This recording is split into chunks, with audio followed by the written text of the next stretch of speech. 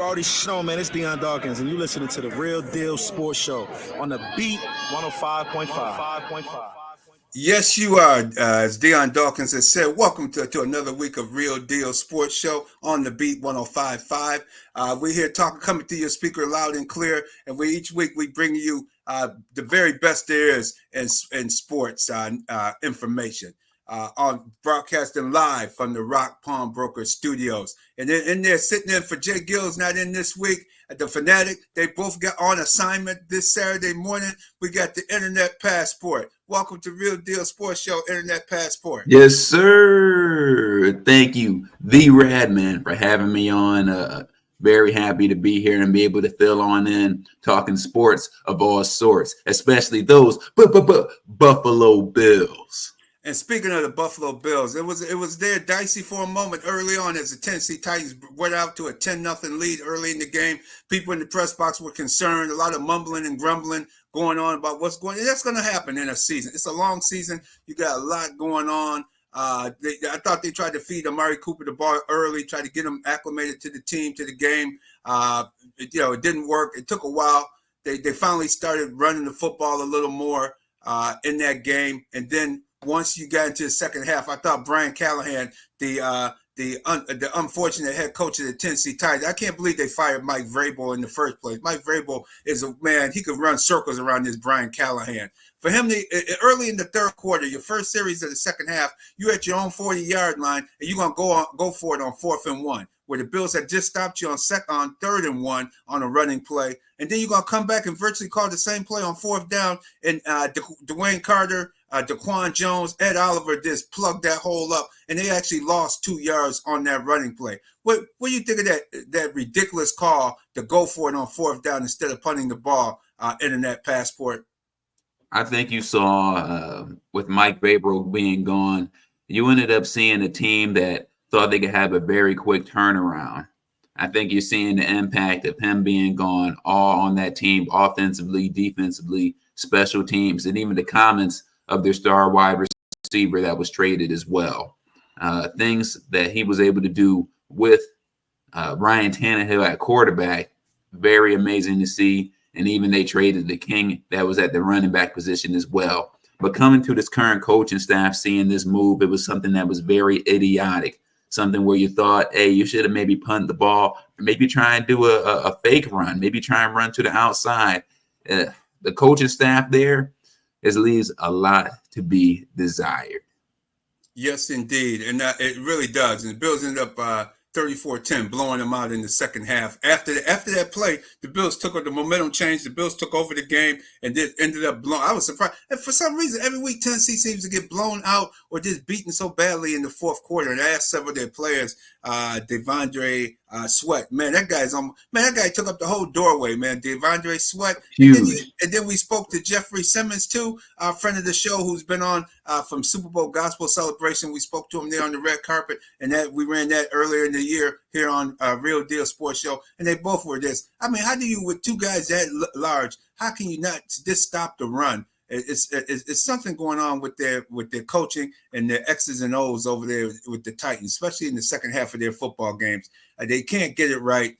Mason Rudolph, I thought, they could have helped him out a little bit with some of the play calling as well. But it is what it is. That's what happens when you hire an inferior football coach to be your head coach in the National Football League. It shows up each week there in Tennessee, and you in the ownership, you get what you deserve by firing Mike Vrabel, a guy that Vrabel was an outstanding coach for you, did the job, kept you in contention, won games that he shouldn't have won. I mean, the guy, if he had a better quarterback than what he had, and now you go with Will Levis, who's this man. I thought Josh Allen, when he came out, was shaky. This guy, man, don't make all kinds of turnovers. He's responsible for at least three of their 5 losses.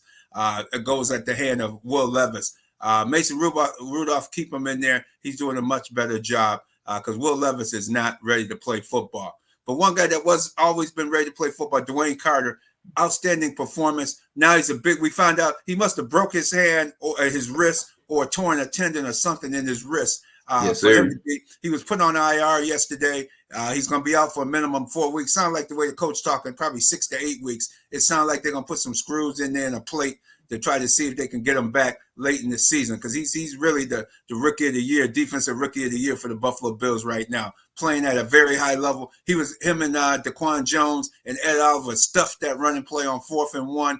To turn the tide for the Bills. The defense up front played a big play, so that's a massive loss for the Buffalo Bills. And let's hear, I had a quick sound, but I had a chance to speak to him briefly after the game in the Bills locker room. Let's hear what Dwayne Carter had to say. Just went back to playing and being who we are. I mean, at the end of the day, it's just fundamental football, sound fundamental football. That's what you have to do to win this league. You know, my short time is Coach McDermott always preaches. And I think the coolest message he ever told us was he's got to keep hitting good shots on the fairway. Just keep hitting good shots on the fairway. And that'll eventually lead you to success. So, you know, we had that mentality, that mindset. I think it showed in the second half. The guy just plays, I don't really see what happens. I got you. So I kind of go really low, and I come on the ball really fast, and I hit somebody. And I remember actually me and DQ kind of look at each other like, bro, what happened? Like you hear the crowd cheering, you kind of roll over, try to look up, and then see Dorian flex in the back. So, you know, it's always a good sign. I guess my question. Exactly. You see that they got underneath the offensive lineman as he described that play that they stopped on 4th and 1. And also what he also said about getting that ball on the fairway. It sounds like Coach McDermott talking it up a lot better to the players and giving some good and better analogies to these guys and getting these guys ready to go. So he's going to be a big loss, Dwayne Carter. And that segment, this sports segment, interview segment, it brought to you by a award-winning Marion Rivera Insurance Agency, Auto, Home, Health, and Life Insurance, 1038 Lyle Avenue or 511 Bean Road, Suite B. Give her a call, 585 area code 360-0094.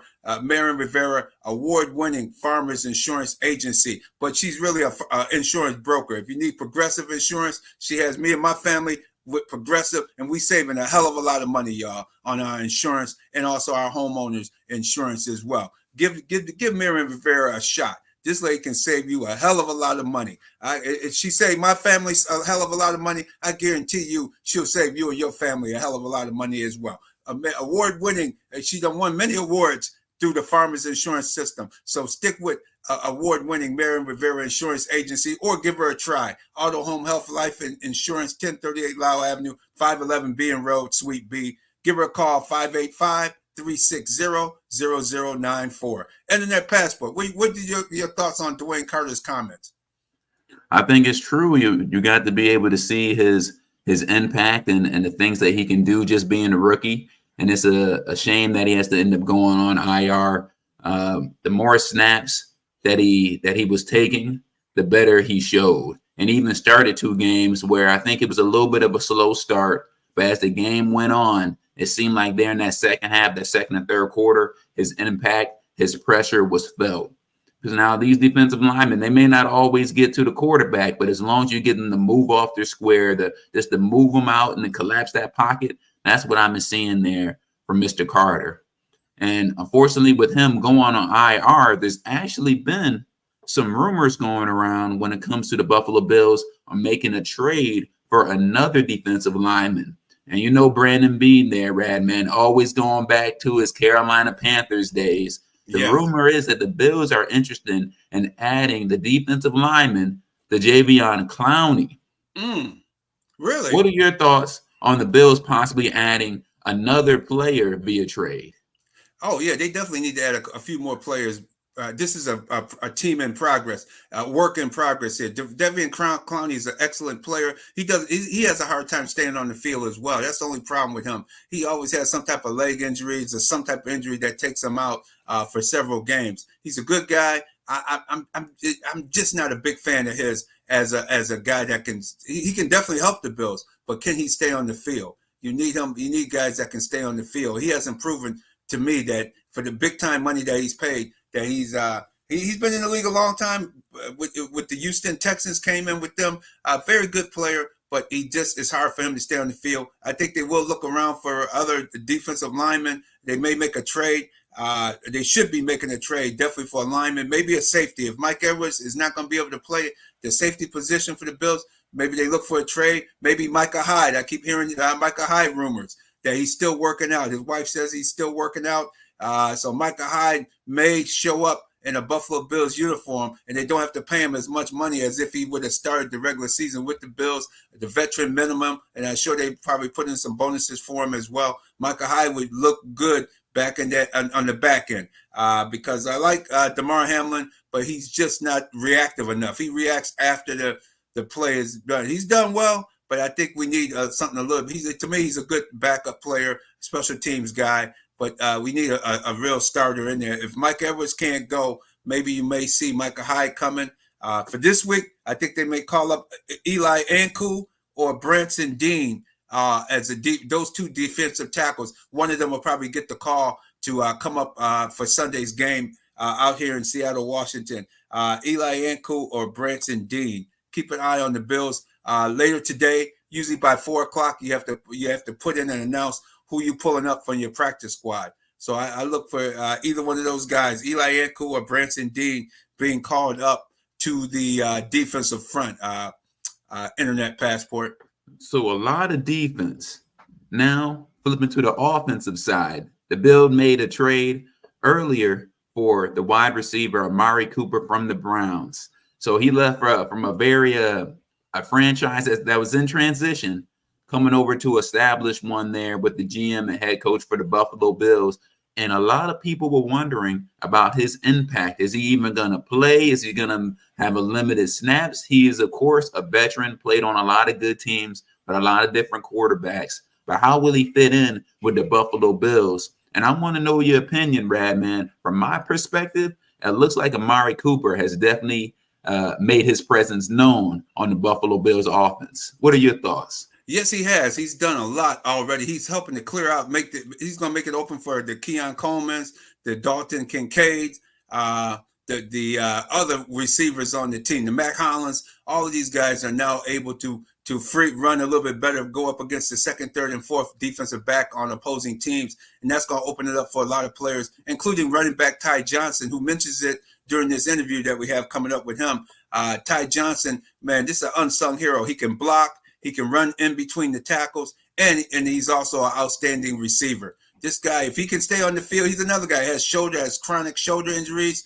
That chronic shoulder, if that shoulder can hold up, if he can continue to play most of the season, it benefits the Buffalo Bills. The Bills are such a much better team when Ty Johnson, running back Ty Johnson, number 26, Ty Johnson, keep an eye out on him for the Buffalo Bills. And let's go to that interview, Backspin, with Ty Johnson, hear what he has to say about the game, the Tennessee Titans game.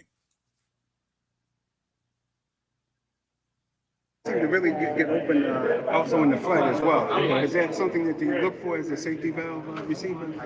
I mean, you just got to occupy windows and everything, of course. There's routes going on behind me, so if I can occupy the flat area or, want a wide flare route, that's obviously going to draw eyes and it opens up windows. So all it is levels and opening up windows. Okay, and last but not least, last weekend, I think I just talked to you after the Jets game.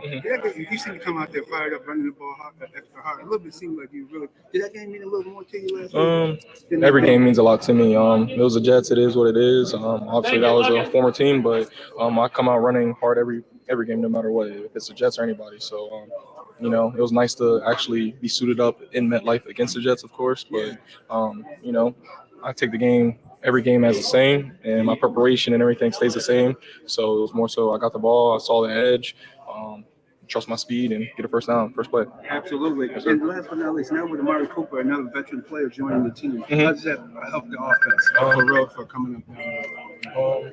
I just think, there's weapons, you know what I'm saying? There's weapons everywhere. And making plays, you know what I'm saying? We establish a run game, then the pass game opens up. We have a pass game, then the run game opens up. So it's all complementary football, and I think Coop's going to have, a long and fruitful career here.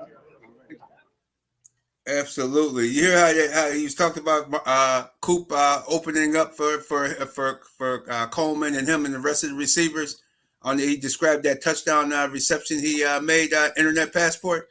Yes, sir. And one thing I think that has to be said is that before Amari Cooper was on the team, we had Khalil Shakur, Keon Coleman, and Curtis Samuel. All three of those wide receivers and throughout the career had very much high success where in the slot. There you're able to isolate, go ahead and get that separation because you have an open space there to work with versus being outside on the boundary. But what they were missing was that number one wide receiver. Now you end up having Stephon Diggs gone, and we started to see the defenses to start clamp down a little bit. And Keon Coleman, second round pick, and that's kind of shadowing him. He had trouble separating there while even in college. And we're starting to see that here. But now that you have an established veteran who people fear his speed, they fear his quickness, it starts opening up. And those impacts were immediate for Coleman. It was immediate for Shakir, and even to our running backs in the backfield, including Ty Johnson. And those running backs are also going to be very, very important when it comes to the Bills this week playing the Seattle Seahawks. And starting for them is going to be a familiar quarterback that we've all seen, good old Geno Smith. When he last played with the Jets, they put him on IR because he was sucker punched and his jaw was broken. My goodness, how things have turned around for him. And the lost starter quarterback development has really helped him over time so he could reestablish himself all the way across the country and Seattle. What are the Bills' keys to success when it comes to defeating the Seattle Seahawks, Radman? Oh, it's got to be a pass rush. First of all, stopping Kenneth Walker III. Kenneth Walker III will be the key in this game coming up tomorrow. It's going to be rainy. They're projecting high winds. The winds are starting to get high now a little bit, but tomorrow it's supposed to be even very windier and rainy here in Seattle, Washington. It's going to be an interesting contest. I think the Bills' defensive front, without Dwayne Carter on that front, whoever comes in, Eli Anku or Brenson Dean, to replace him, along with Ed Oliver being steady. Austin Johnson, we got to start seeing something from Austin Johnson. Haven't seen too much from the former San Diego Charger or LA Charger at best. The Bills going to have to, it's power football. They have trouble against power running backs. Kenneth Walker III is a power runner. If the Bills contain him and stop the run, the Seahawks run, and force Geno into a passing mode, that's going to be very interesting. And if DK Metcalf right now, he's a game time decision.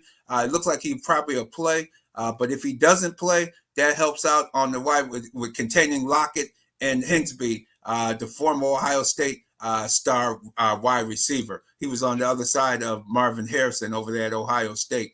If you can stop those guys, if you can contain Lockett, who's his go-to guy, Bills will have a very good chance of winning this football game with the defense not bending, not breaking, but bending a little bit like they normally do. They'll give up some rushing plays, some plays to Walker, but you got to contain them. Stop the run is the key for this game, Internet Passport. I agree with you there, Radman. I agree. And another aspect I believe the Bills should continue to do is use all three of their running backs to run the ball, because when it comes to Seattle, they have been letting their opponents run on them wild. Now, the Seattle opponents have run on them 206 times for 1,023 yards and 7 touchdowns. Goodness gracious. So it's obvious that the Seattle defense has a real problem, and they're wondering if can their interior defensive line hold up to our Bills offensive line? I mean, we got Deion Dawkins, you already Snow University. I don't know about that one, guys. I don't know. If the Bills line up there, 2 tight ends, 1 running back, continue to run the ball, and a little bit of that play action, I believe they're definitely going to have some success and have the opportunities for some explosive plays. Plus, there's a familiar Bills linebacker on the other side of the field. Yes. Former Bills linebacker Tyrell Dodson, undrafted free agent, was with the Buffalo Bills since him coming to the league. In this offseason, I thought the Bills would find a way to keep him because he has really grown into a capable starter. A little bit limited when it comes to coverage, but definitely on his first and second downs, he could hold his own. But now he's with Seattle. He's second on the team with tackles, and he does lead the team there with tackles for a loss for Seattle's. And I think it's going to be very helpful that the Bills are going to see a familiar foe. They're working on that middle of their defense. And so also, I think that's going to be an excellent advantage for them. Your thoughts, Radman? Yeah, the Bills also going to see another familiar foe, a guy they just saw last Sunday at the Highmark Stadium, Ernest Jones, the fourth. The Tennessee Titan linebacker was traded to the Seattle Seahawks on Monday morning. and they plan on starting them this week. I've been watching the news up here in Seattle, out here in the Tacoma area. They're excited about Ernest Jones. They need some linebacker help as well. Who doesn't in the National Football League with all this running going on? So Ernest Jones, the fourth, who just played for the Tennessee Titans against the Buffalo Bills, will be playing, suiting up for the Seattle Seahawks against the Buffalo Bills. And don't forget, Leslie Frazier is the assistant head coach to this football team. And you know he's going to have some comments and knows about what the Buffalo Bills like to do on the offensive side of the ball. So I think it may turn into a nice chess match with the familiarity that Leslie Frazier has with the Buffalo Bills football team, even though you have a lot of new players in the mix from those days when Leslie Frazier was here. And I still think he got a raw deal in that 13-second game. The Bills should have won that game. That was all Sean McDermott sticking his nose where it didn't belong, and the Bills should have won that 13-second game. If Sean McDermott can stay the hell out of the way, the Buffalo Bills can go a long ways because he blew the game in Houston this season. You can't, when you get in tight games, your coaches can't have meltdowns like Sean McDermott has on the sideline. You just gave that Houston Texans game away. People down in Houston still can't believe they won that game. AD and them say, man, you guys, man, we were lucky to come out of there with the win. And but if Sean McDermott can stay out of his own way and let his coaches coach and let his players play and allow people to help him to make the right decision when the time comes to make that big decision late in the game, the Bills can hopefully get over the hump because Josh Allen hasn't turned the ball over. A record I thought I'd never see the day this guy go one game, 2 games without. I never thought this guy could go 7 games without a turnover. That's amazing work, and that shows you how hard he's been working off season. It hasn't been Josh Allen's fault. The reason why the Bills haven't won in the playoffs. You got to look right at that head coach. Look him in the eye. Sean McDermott has been the reason. You look at a team like the New York Jets, who's in the division. Just a quick soundbite. You mentioned Geno Smith starting over here in Seattle. Sam Darnold starting in Minnesota, having a good season. These were all quarterbacks that played for the New York Jets. Now they started. So if these guys can play for other teams, do well, why can't they play for the Jets and do well? It's something about that organization. Their front office, it's got to be something upstairs with that owner. Johnson is the main problem. It seems like he sticks his nose in there where it doesn't belong, similar to the way Ralph Wilson used to do back in the day with the Buffalo Bills, calling down there, telling them, take Flutie out, put Rob Johnson in there, all kinds of stuff like that. And it's obvious he's allowing his buddy Aaron Rodgers to have an Aaron Rodgers tea party down there in the locker room. I mean, as soon as Devontae Adams show up, he got to cuss people out, saying, man, what kind of football team is this, man? What's going on with you guys, man? Teams that win football games don't act like this.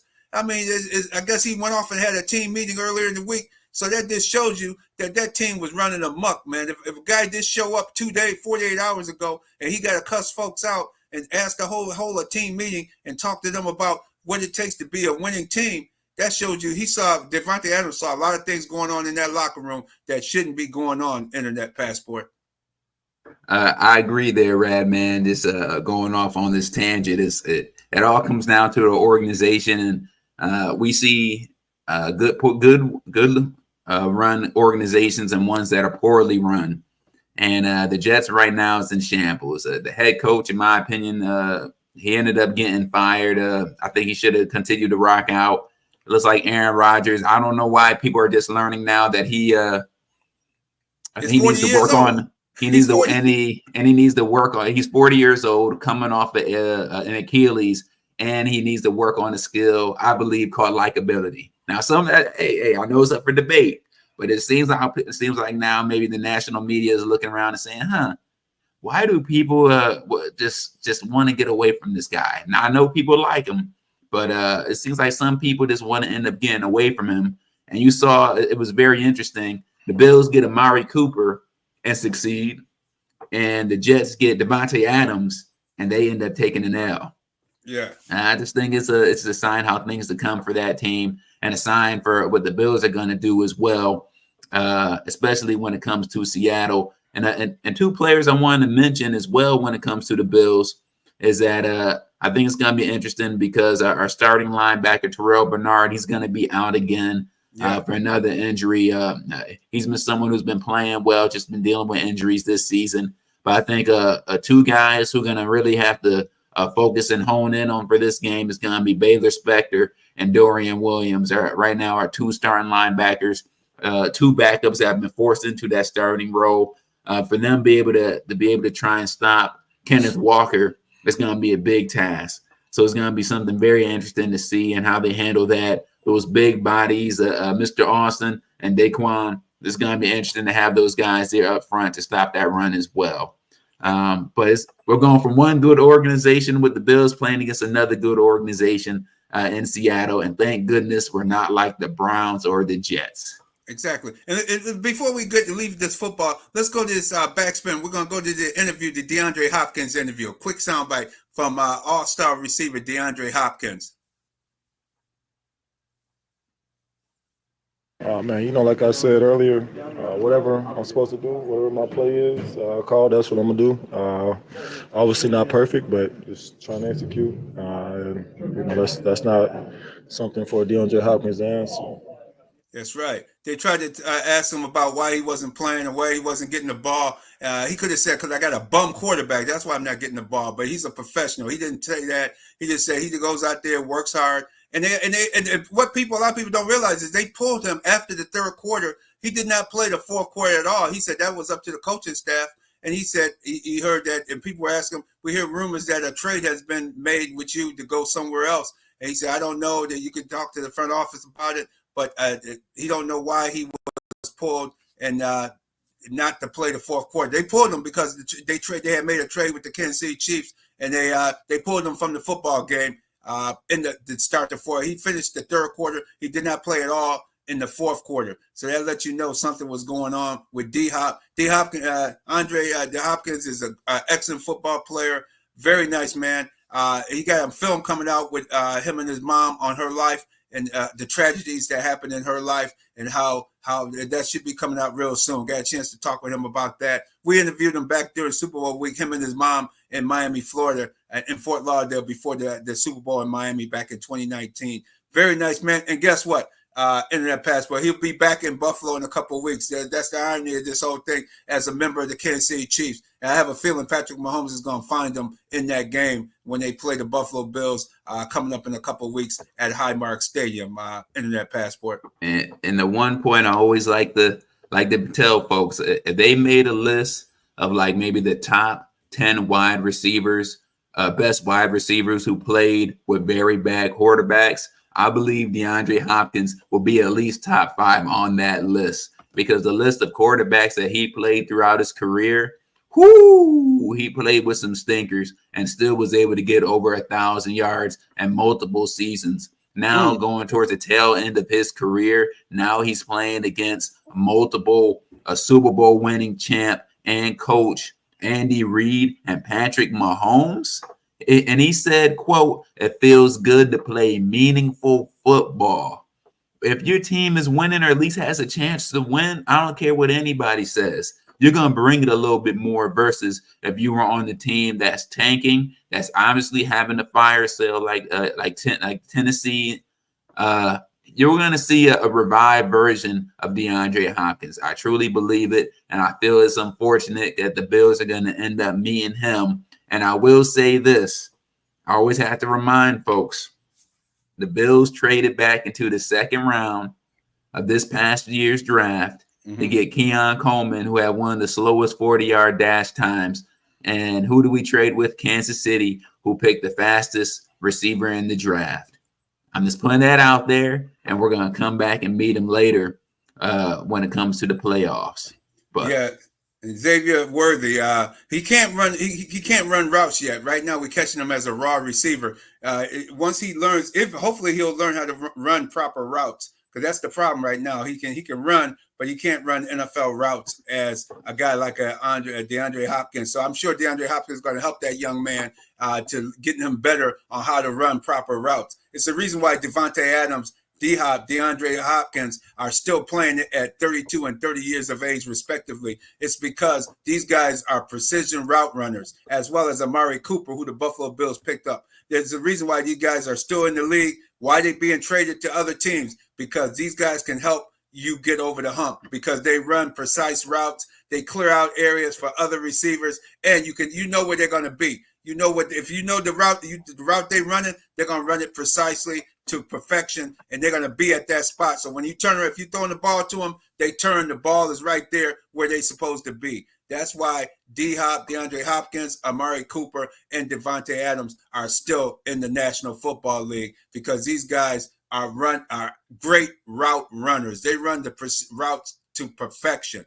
That's why these young guys got to learn. The Keon Coleman's and the Xavier Worthies, these young cats got to learn from these OGs that know how to get the job done in the National Football year in and year out. It's no mistake why they playing double-digit years of experience in the National Football League.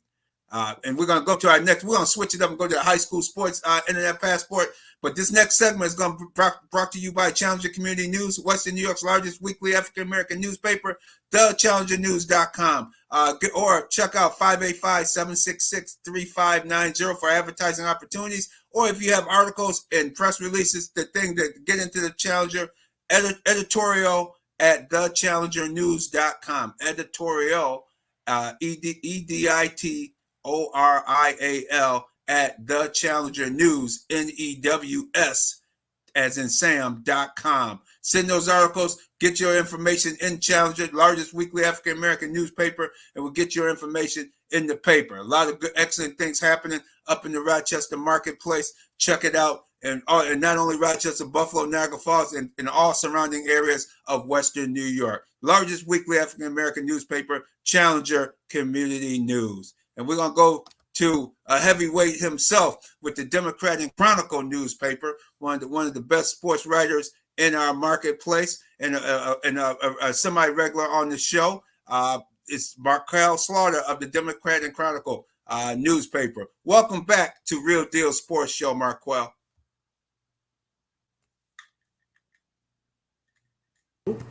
Sorry, guys. Good morning. Good morning. How you doing? I'm good, man. These kids is keeping me busy, but it's about playoff time, so it's about to get real. And what's going on? Yes, let's talk about it. It's playoff time. This is when things get tight and teams go home for the season. What's some of the big games coming up that you see, Marquel? Friday, we still got games Saturday, but Friday, it was so many games Friday that most of the playoff seedings are pretty much set. Fairport and AA, the biggest classification, Fairport is going to be the 1 seed. They're 7-1. They beat McQuaid last night. And looks like McQuaid is going to be the 2 seed. They have 2 losses. Aquinas is going to be the 3 seed, and UPrep is going to be a really dangerous 4 seed because they lost 3 games pretty early, but they're I think they're on a 3-game winning streak now. But they look a lot different than they were in the beginning of the season. They played some really tough teams and lost some key wide receivers. They even lost their quarterback for a few games, but wow. The quarterback returned and threw a Hail Mary pass to beat McQuaid at the last second last week, or 2 weeks ago, I should say. And they got this sophomore kid I knew him from basketball, Gavin White, won a section championship with the basketball team, but he's a pretty good football player, man. He's kind of raw. They don't have a whole bunch of plays for him yet, but he can do everything. He was a quarterback when the quarterback got hurt. And since the quarterback has returned, he plays receiver, running back, still gets in that quarterback. He's a heck of an athlete, man. And nobody has seen UPrep at full strength yet. So if those kids get back for the playoffs, it's going to be scary, man. Nobody wants to see UPrep at the 4th seed. They're definitely much better than that. Okay. All right. So that sounds like you could have some really big upsets in that first round. Depending, and this is the end of the regular season this weekend, correct? Yeah, there's some games. I'm going to Monroe today. They play a non-league game against Monroe's an A team, and they're playing B team of East Ridge. They're hosting East Ridge today. East Ridge is They look like they're going to have a 3 seed and a B, but they played the top 2. They beat HFL and the number 1 seed Batavia, who's undefeated in B. Batavia only beat them 7-0. So East Ridge is I haven't seen East Ridge yet. I'm gonna see them in person today, but they're Class B doesn't Class B is gonna be tough at the top. Batavia's unbeaten, but they barely beat East Ridge. So that's gonna B is gonna be interesting once they get to the semis and the finals for sure. Wow. Well, But okay. A is where the best city schools are at though. They got Brighton is going to be the 1 seed, but East High is going to be 2. The second seed, East High hasn't lost the Section 5 game all year, but they lost to Christian Brothers from Syracuse, and then last week they went to Maryland and lost to the best team in Maryland by 50 points. But they're 50 points. Oh, when you go out of state, they know this stuff is going to happen. Now, our best teams are not better than these other out of state teams. So they got a nice whooping on them last week, but nobody in New York State is better than that Maryland team. So the 2 best teams they play, they're not going to have to play again. So at the very least, nobody's going to be better than the teams they already played once they get into these playoffs. But the A playoffs are going to be very interesting with them at 2, Canandaigua at 3, who East just beat Canandaigua in a shootout last night, 42-35.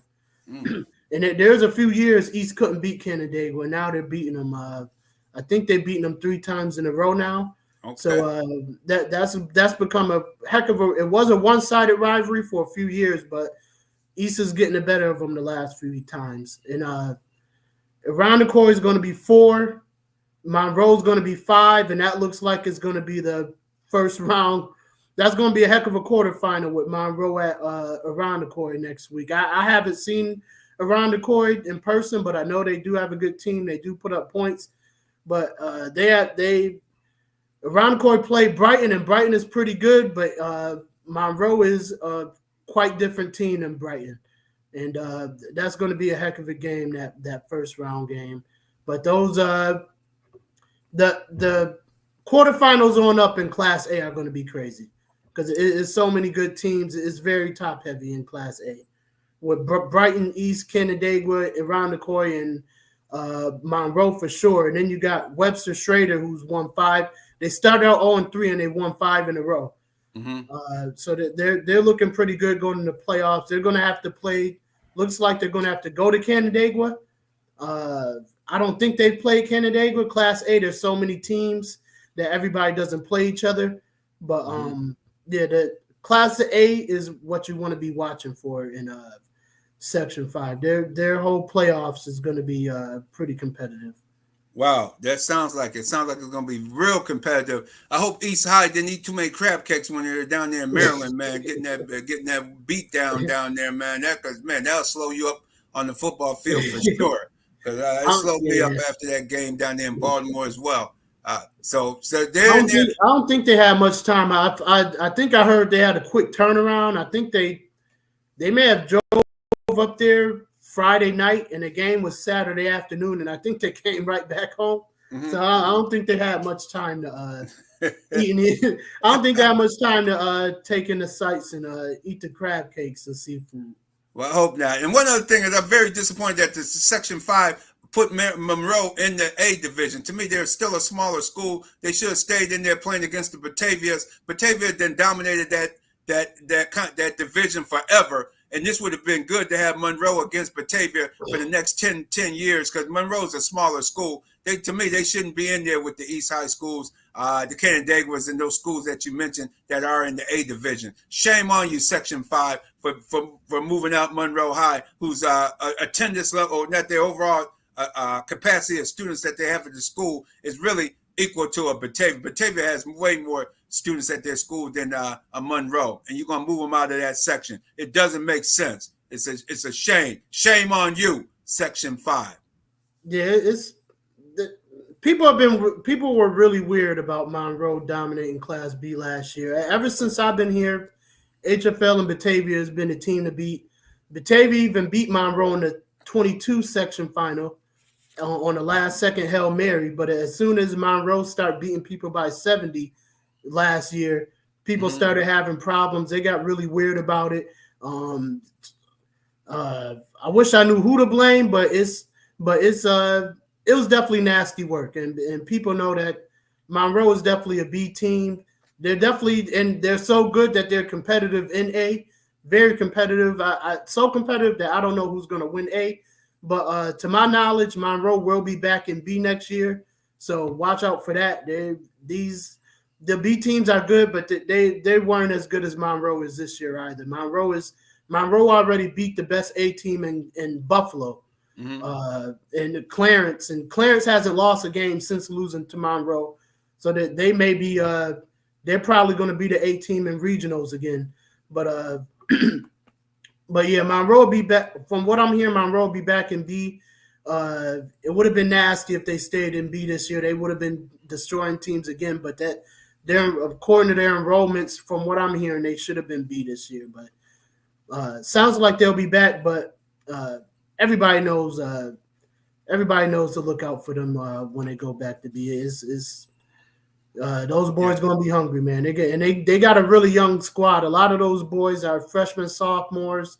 They're going to be good for a while, man. They're doing a great job with that program over there. The team they had last year is one of the best teams I've ever seen in my life. That was something to see last year. Yeah, Coach Cunningham, Terrell Cunningham, doing a hell of a job with that football program over there. Hats off to all of the coaches, that entire coaching staff, and well-seasoned staff. They doing their thing, making things happen. In closing, Marquel, any other sports of all sorts that you like to talk about, professional or on the high school level? Man, I am an NBA guy, but I've been so busy with these kids, I haven't watched a full NBA game yet, man. I'll just keep it with high school real quick and just say that I was at East Rochester Gananda last night.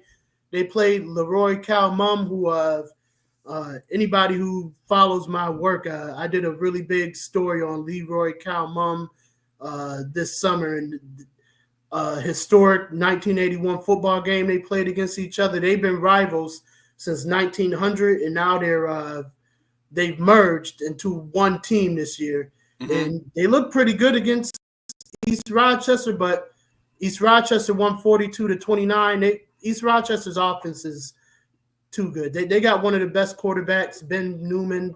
Kadero Sneed is one of our best running backs. Their receivers are always good. Their offense is they're the team to beat in Class C. They haven't lost a Class C game all year. They lost to HFL in Class B week 1 and haven't lost since. They've been scoring 40 every week. Wow. Those kids are good. Avon is blowing teams out in Class D. They're undefeated. They're probably going to win Class D. And Pembroke is the best 8-man team in the state. They're probably going to win that thing by miles again this year. So that's everything else that's going on. That's everything else that's going on in Section 5 football. Excellent. Thank you so much for coming on the show. One last point for you. Outstanding article on the swim coach out at Fairport. Look like he's been coaching forever. And he's Pittsburgh. It's in Pittsburgh? Pittsburgh. Marty Keaton. Yeah, he was the first coach before I even moved here. I had a Section 3 coach introduced me to Marty Keaton. I had a really good swim coach over there. And Marty, he was the first Section 5 coach of any sport that I met when I first moved here in December 2020. And yeah, they've won 22 straight section championships. Girls have gone on to swim at huge colleges, big colleges. Wow. A few of them came back to give some words to him on his last girls' home meet. And he does want people to know he's a boys' assistant, so he's still not going anywhere in the winter. But thank you, yeah. Marty Keaton, he's meant a lot to a lot of people. That was pretty cool to go to that swim meet and see how appreciated he's been. He's been coaching Section 5 since, oh my God, 1970 was his first year coaching at Aquinas. And then he went to Menden a few years later, and then they merged in the 90s. So he's been a big dog around here for a while. It's going to be weird to see him not around. But he's always been kind to me. He's one of the best interviews He's a very funny guy. He always says something funny. And he's been very good to me over there. So I want to thank him for all the time he's given me. And he didn't want me to write that big of an article, but after I seen all the love he was getting at that homie, I told him, I said, Coach, this article is going to be big, man. There's no way around this, man. But he's always been very good to me. So I want to thank Marty for everything. He's been very kind to me. Yes, African-American gentleman, outstanding. And his mom, article, I never knew his mom is Ellen Stubbs. Miss Stubbs, who started the Cornea organization over on Hudson Avenue, Miss Ellen Stubbs. As a matter of fact, look her up, Rochester. Just another Rochester legend. If you don't know who Ellen Stubbs is, that means you've never really been to Rochester, New York. Check her out. Her name's on that apartment building there at Upper Falls and Hudson now, Ellen Stubbs. But look her up, find out what she did for the community. And man, I used to work with her back in the day. So I remember when I saw that, I said, oh, wait a minute, I know his mom. Wait a minute. Wow, it's a very small world. And he's been coaching since the 70s. Once again, his name is? Marty Keating. Marty Keating. And we're going to get him on Real Deal Sports Show real soon. Check out the article. How can people find that article, Marquel? And go on DemocratandChronicle.com or find me on Instagram or Twitter at Marquel Sports. I try to share a lot of my articles, especially on Twitter. I try to share a lot of my stuff. So if you can't find it online, you can find it on my Twitter somewhere. Or hit me up. I'll shoot you a link. But thanks for supporting the work and all the hard work these kids are putting in. I'm just trying to put a spotlight on it, man. And there ain't a reporter that's doing it, that's covering these kids like I am, man. From the type of stories I'm writing to the stuff I'm doing on social media, nobody's doing what I'm doing. It encompasses everything that I'm doing from the reporting angle. I take a lot of pride in the work I'm doing, and the kids that I do get to cover, because I don't cover every sport, but the kids that I do get to cover, ask their parents and their mothers, man. They may get mad if I post them losing by 50, but guess what? If you want me to cover you winning championships and going to states, if you're one of my best teams, I'm going to cover you losing by 50, just like I'm going to cover you winning by 50. So if you want coverage from the best of the best, this is what I do, man. And you are the best of the best. You and James Johnson over there at Democrat and Chronicle. Marquel Slaughter, you're going to be back in a couple of weeks to give us playoff updates of Section 5 football and also the other sports. And hopefully have Mr. Keating on in one of these upcoming weeks for sure, because he's a historian and another Rochester legend that everybody needs to know about. And you telling us about the young people that we all need to know about as well. Thank you so much for your contributions to the Rochester community. You're making Rochester a much better place to live, Marquel Slaughter. Thank you. Those are very kind words, man. I wouldn't put it that way, but I think I'm doing a good job over here, man. You are. You take care. Have a great day. Internet passport. Come on back in, Internet passport. What you got to? We're going to get into that WNBA conversation. Yes, and salute to Marquel. Always good as always. But I know he mentioned some basketball. And there was something very interesting going on across when it comes to the WNBA. It just ended up going viral. But essentially, Hearn, WNBA guard, she was on the Scorer Society podcast where she shared some intriguing insights about WNBA players flying guys out. Mm-hmm. Now, if you're not familiar with that connotation, it basically means that you would buy a flight for somebody that maybe you were interested in and fly them to where you were to do some things together.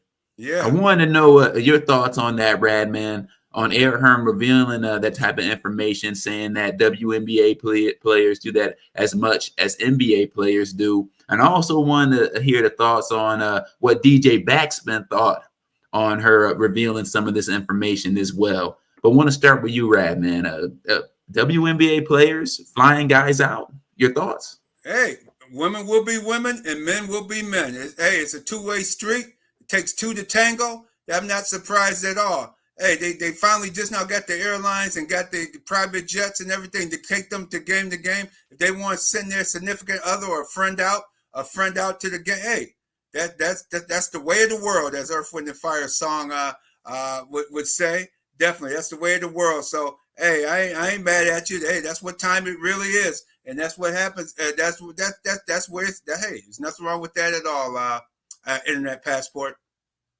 And then DJ BacSpin, are you there, BacSpin? I am. What are your thoughts there, sir, when it comes to WNBA players having these men flued out, as the kids said, flued out? I mean, I think the WNBA, I think the culture is really changing as far as, the women who feel like we can do what the men do. You know what I mean? I'm single. If I want to fly or flew my significant other or a little boo thing out or sneaky link out, then they can do that. I think